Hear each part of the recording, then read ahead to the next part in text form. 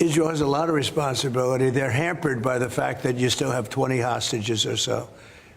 And the people of Israel are very concerned about the 20 hostages. It's very interesting.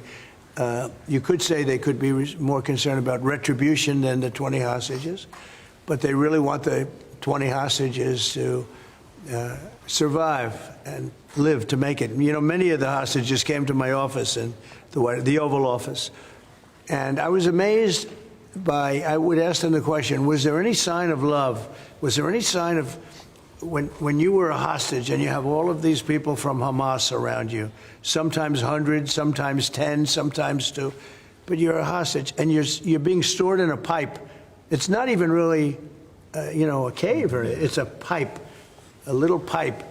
And some said they didn't think they were going to make it because they were losing air. There wasn't enough air, and they'd open up the pipe just in time, but they didn't do it on purpose. They just happened to open it. They got lucky.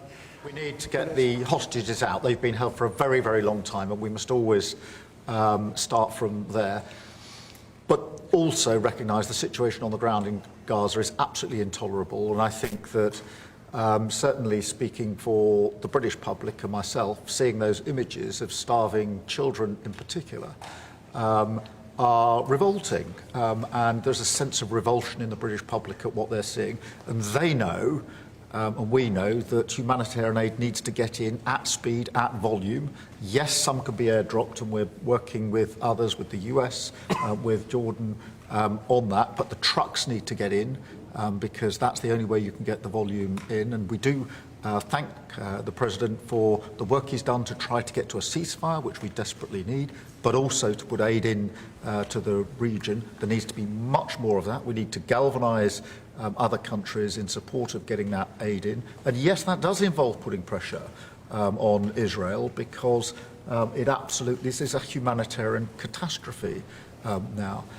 We also need to look beyond that situation to what then happens in the event of a ceasefire, which is desperately needed. And that's why I'm really pleased that we're having a discussion about what a peace plan would look like after that, the component parts of that. And we have to be really clear at this point that Hamas can play absolutely no part in any future governance in Palestine and and in Gaza. And it's really important that we're clear about what triggered this, who took the hostages, and calling out Hamas for what they are, which is a terrorist organisation. But I think today the focus has to be on getting that humanitarian aid in.